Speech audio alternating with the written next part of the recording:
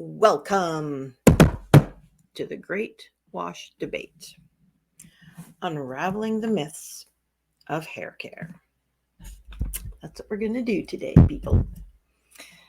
But first my name is Tammy. Sorry I didn't announce that.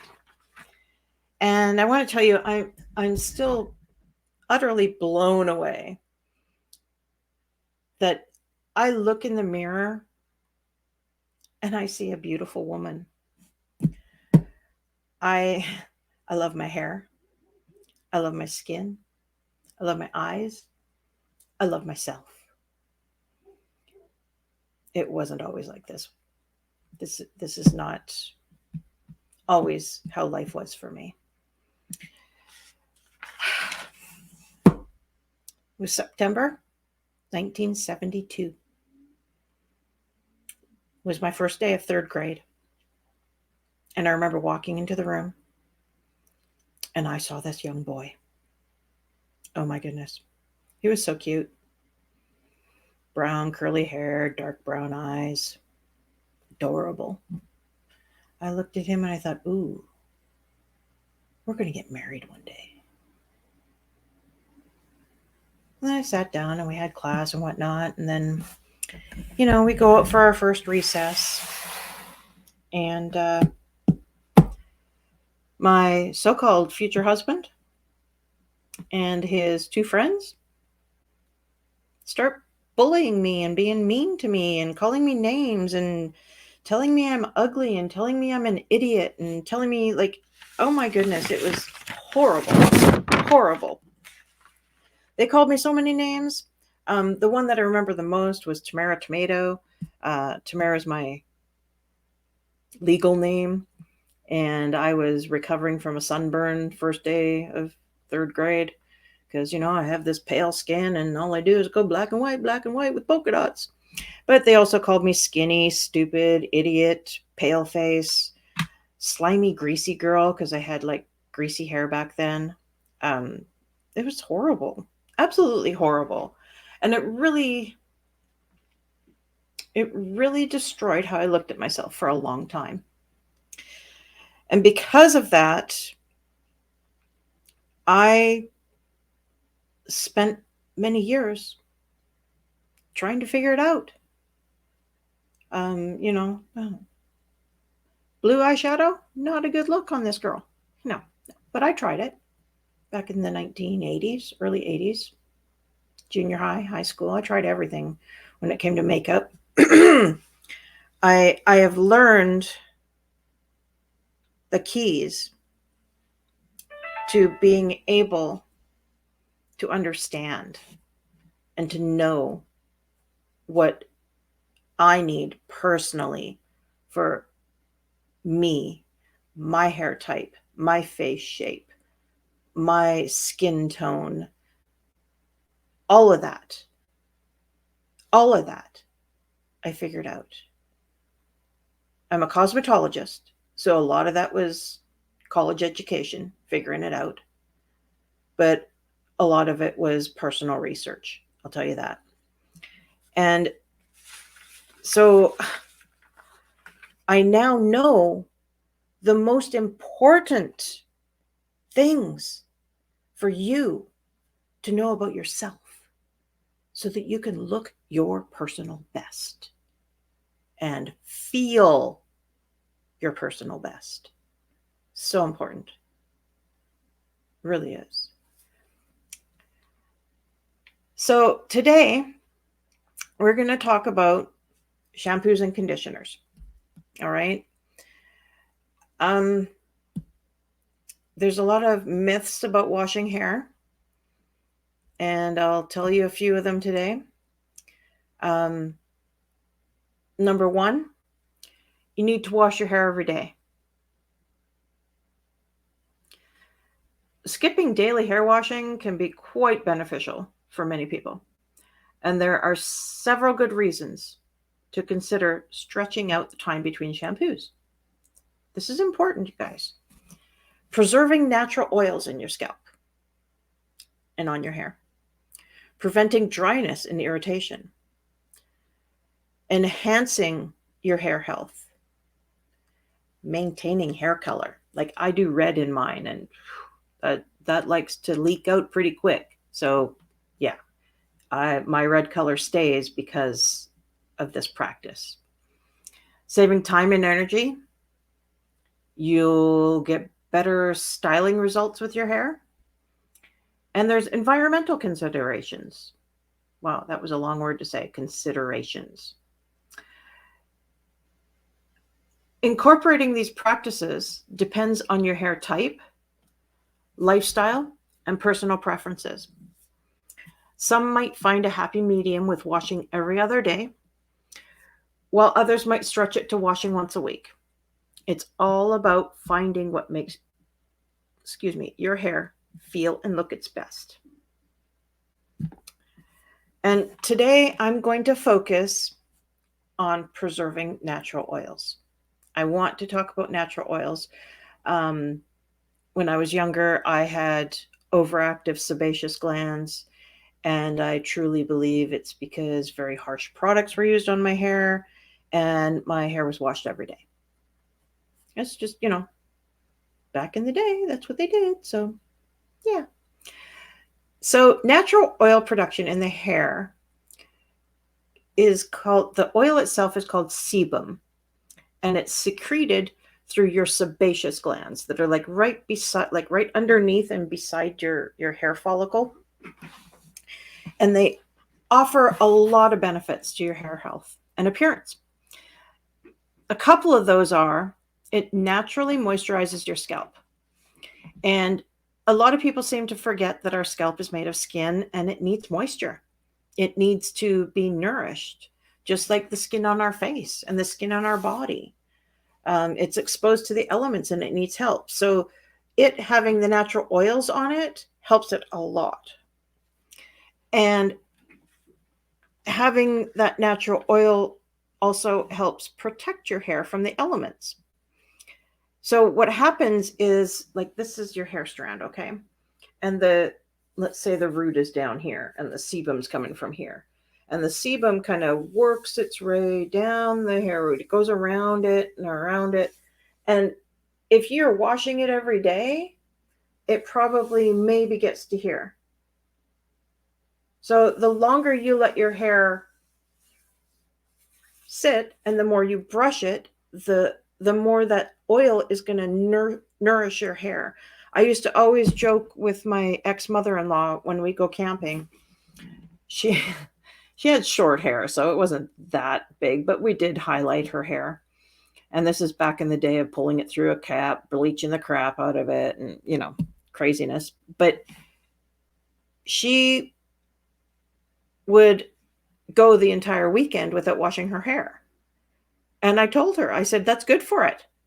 Brush it, comb it, pull that oil right through to your ends. This is like the best deep conditioning you can do for your hair is with your natural oils. And it's true. So she used to love that. She was like, oh, I don't have to. Ha, ha, ha. It was funny. But understanding and appreciating your hair's natural oil production is key to optimizing your hair care routine. So instead of fighting against these oils, work with them. It can lead to healthier, more vibrant hair. And let's be honest, isn't life too short for bad hair days? Mm-hmm. Overwashing your hair can kind of be like overcalling the ex. Both can strip away all the good stuff. So don't do it. Don't do it. Stretch it out.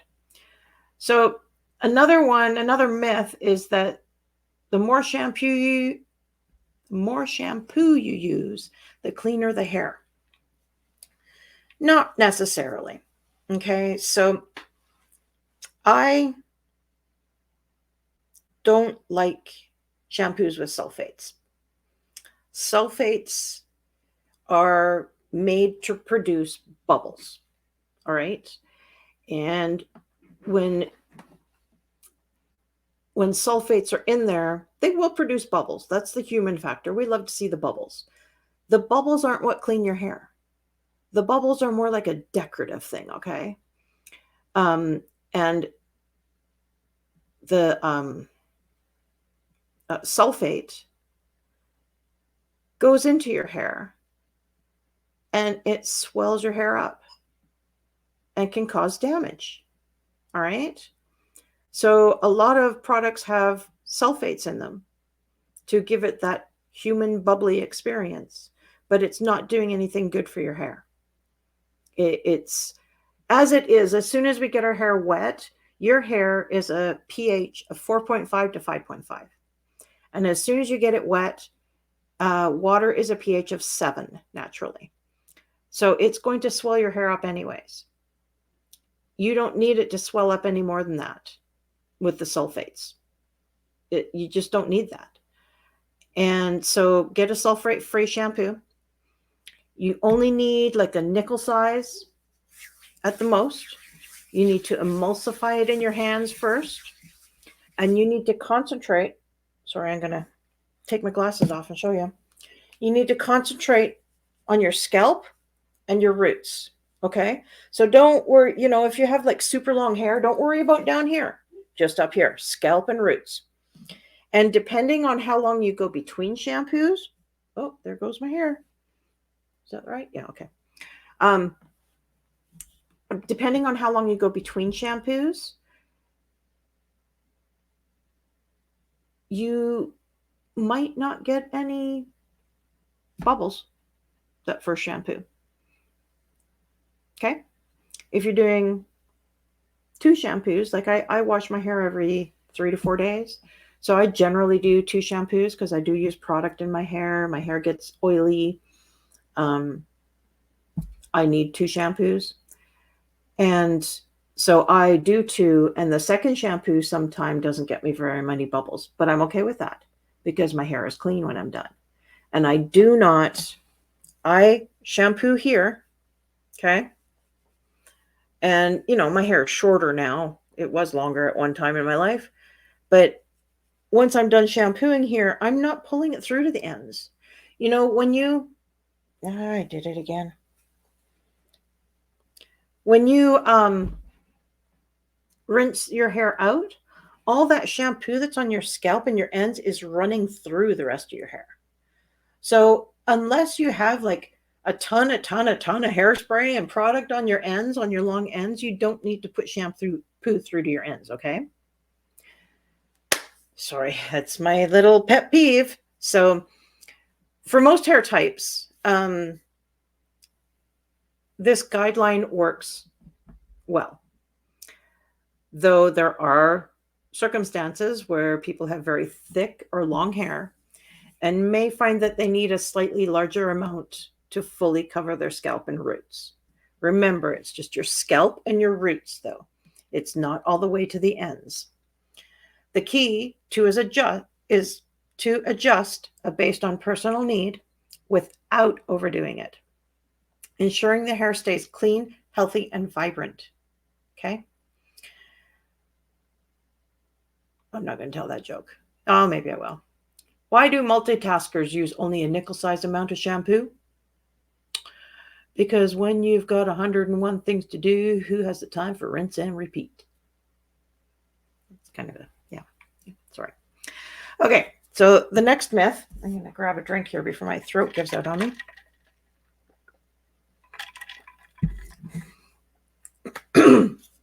Expensive products always work better. Now, it depends. It really does. Ingredient efficiency is crucial for targeting specific hair needs and ensuring that your hair gets the right kind of care. So you need to consider your hair type and any specific issues like oiliness, dryness, color-treated hair, or damage. You have to know not only your type of hair,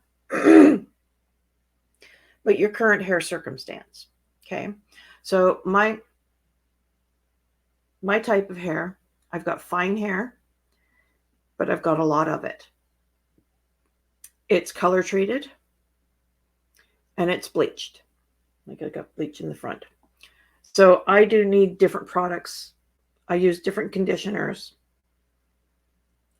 on my hair for my weekly deep conditioning type of thing, but I don't do it weekly. I maybe do it monthly. I don't know.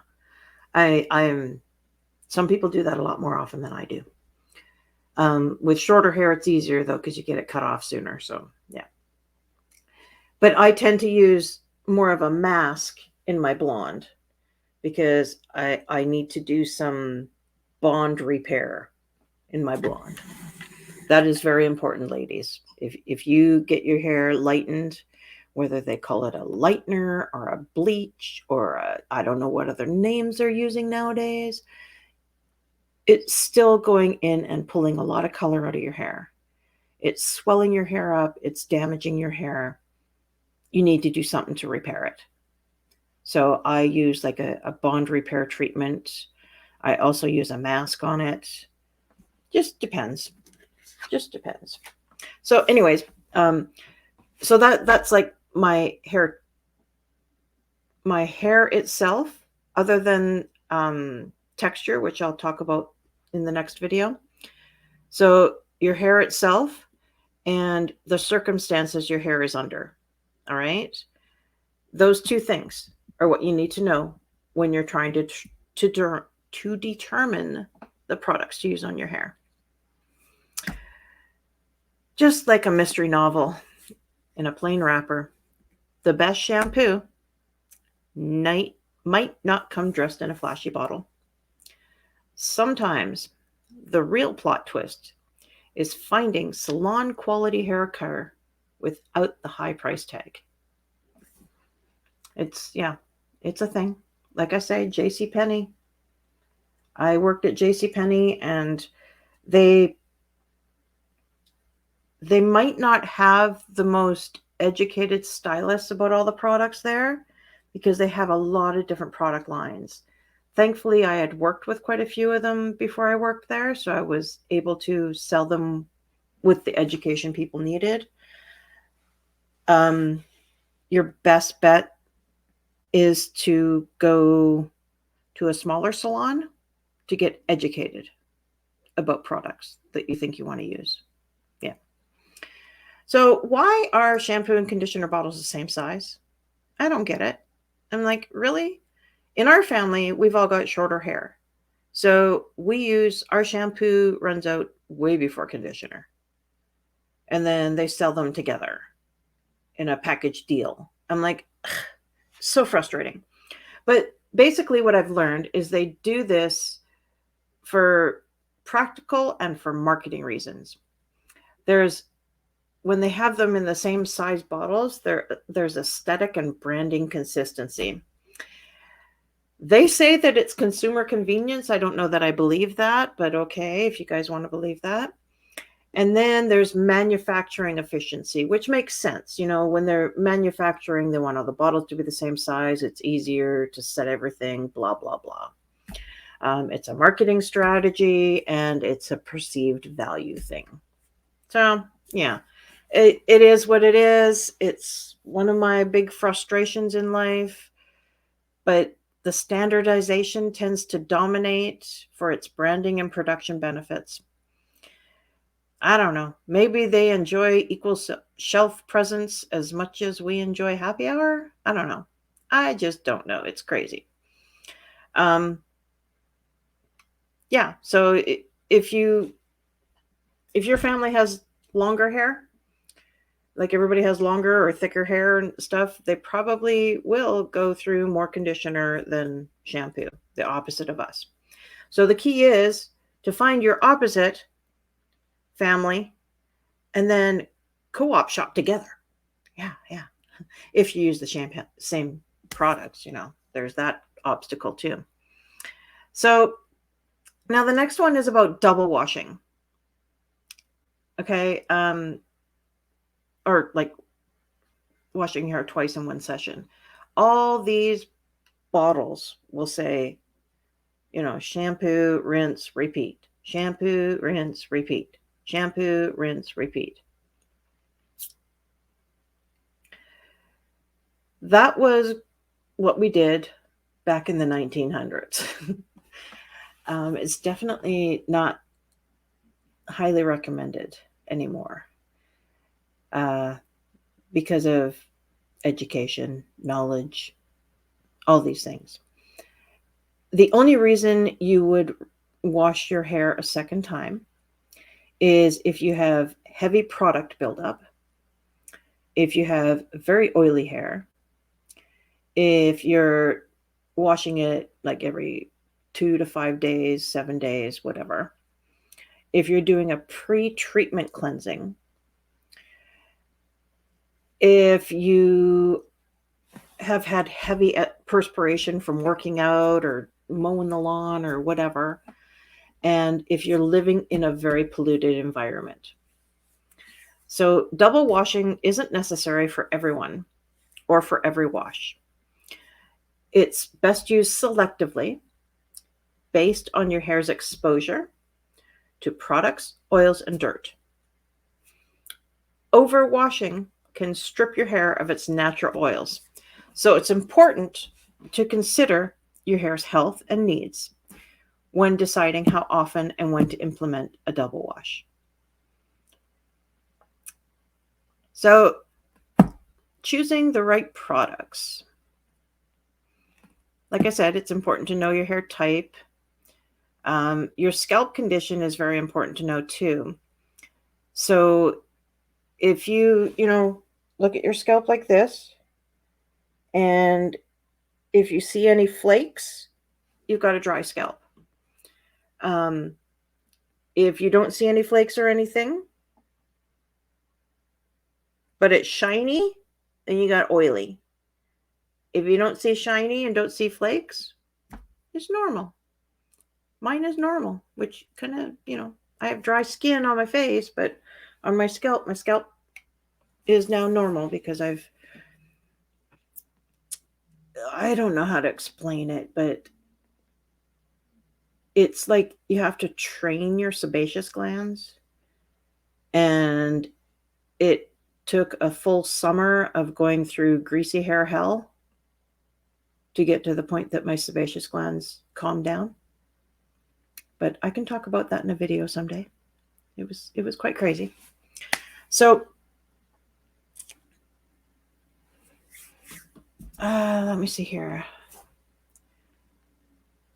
So when you understand these things about your hair, your scalp type, well, your skin type on your scalp, your hair type, circumference, and density, this will help you to understand what you could potentially need for your hair. I will be going through more information on my videos about this stuff.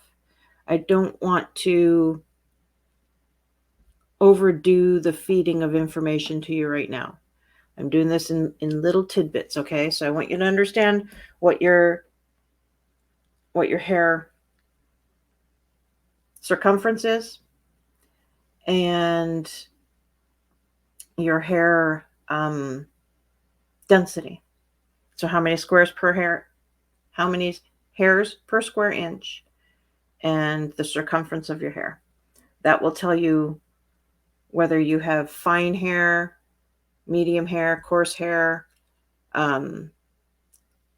whether your hair is dense, medium, or light in density. Okay, so I have a fun little thing here for you. If your hair were a season, which would it be? Okay. Winter, spring, summer, or autumn? Put it in the comments which one you think your hair might be. I'll go through the descriptions here. Winter, cool, calm, and collected. Your hair might be sleek, smooth, and possibly a bit dry, needing a burst of hydration to shine. Spring, fresh, lively, and a bit unpredictable. You have curls or waves that bounce and behave differently each day. You're definitely a spring. Summer, bold and unfazed by the heat. Thick, voluminous hair that loves or defies humidity. Could be described as a summer mane. Autumn, warm and inviting. If your hair has gorgeous natural highlights, or perhaps it's thinning a bit but still turns heads with its color vibration and depth, you're an autumn. I'm a spring because my hair actually has waves, and when I wear it curly and wavy, it's different all the time. It's unpredictable sometimes. So, we're going to go into understanding your circumference and density. Okay. So, your circumference is the measurement around your hair strand. Okay. And basically, you pull a hair out of your head and you compare it to a normal thread. And if your hair is thicker than that thread, you probably have coarse hair. If it's the same as that thread, you're medium. If it's smaller than that thread, you're fine. That's it. That's how you do it with a thread. And then the other way is to measure your ponytail. So my hair is actually too short to get all up into a ponytail. So all of you with longer hair will be able to do that. Just get it into ponytail and measure the circumference around the ponytail. But for those of us who don't, I go by looking at the scalp. You kind of pull the hair taut and then fluff it up a little bit. And how easy is it to see my scalp? That's what I go on. I've got quite a few hairs per square inch. And it's kind of hard to tell with my dark roots right now too. But yeah. Alrighty, that's that one. So knowing both of those, you can get a better picture of your hair.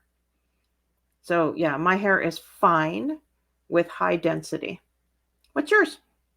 Tell me what you think yours is. Okay. Now, how about a free gift? Okay. I've got a free gift for you. I put together a valuable printable resource for you. This is a little more information than what we covered here today.